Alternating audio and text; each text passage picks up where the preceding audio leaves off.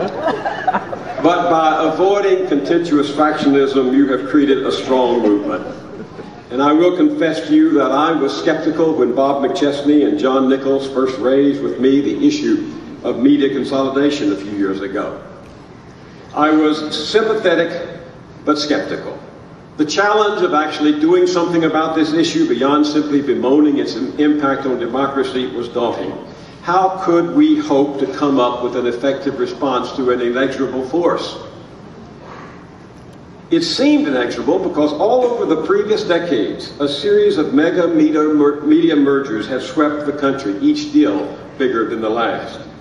The lobby representing the broadcast, cable, and newspaper industry was extremely powerful, with an iron grip on lawmakers and regulators alike.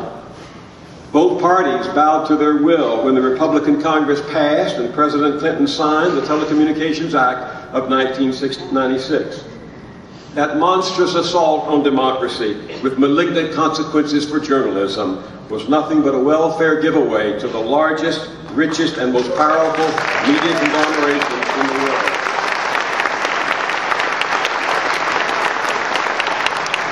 Goliaths, whose handful of owners controlled, commodified, and monetized everyone and everything in sight. Call it the plantation mentality.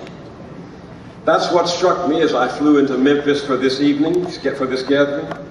Even in 1968, the civil rights movement was still battling the plantation mentality based on race, gender, and power that permeated Southern culture long before and even after the groundbreaking legislation of the 1960s.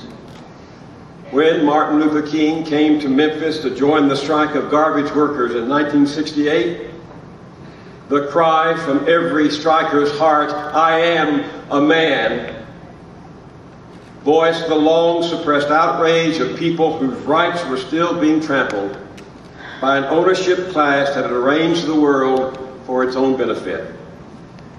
The plantation mentality is a phenomenon deeply insinuated in the American experience early on, and it has permeated and corrupted our course as a nation.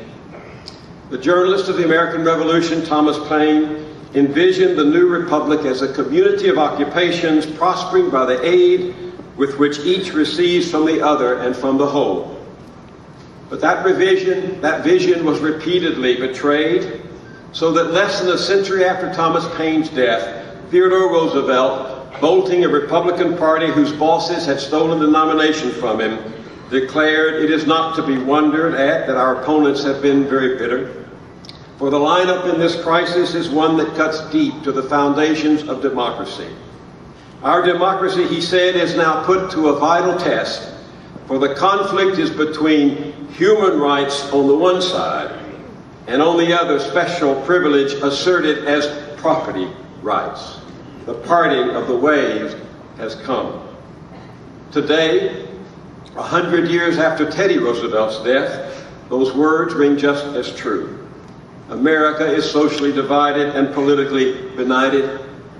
Inequality and poverty grow steadily along with risk and debt.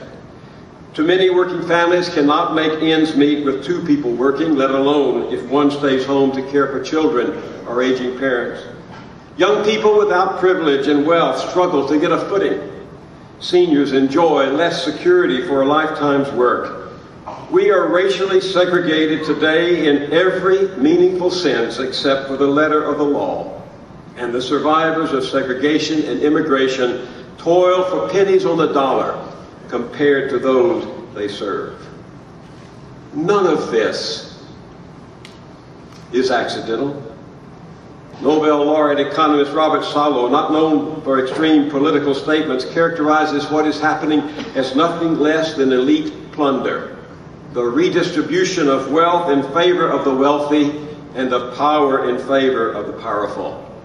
In fact, nearly all the wealth America created over the past 25 years has been captured by the top 20% of households, and most of the gains went to the wealthiest.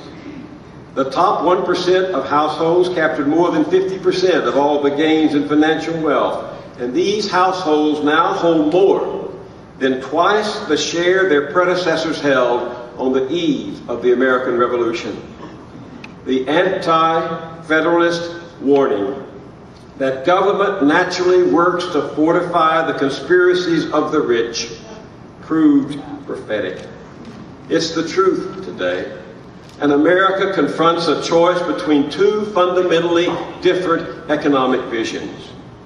As Norman Garfinkel writes in his marvelous new book, The American Dream versus the Gospel of Wealth, the historic vision of the American dream is that continuing economic growth and political stability can be achieved by supporting income growth and economic security of middle-class families, without restricting the ability of successful businessmen to gain wealth.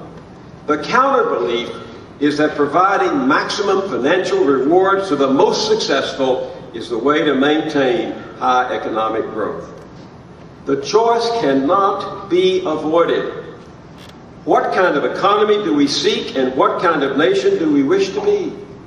Do we want to be a country in which the rich get richer and the poor get poorer, or do we want a country committed to an economy that provides for the common good, offers upward mobility, supports a middle-class standard of living, and provides generous opportunities for all?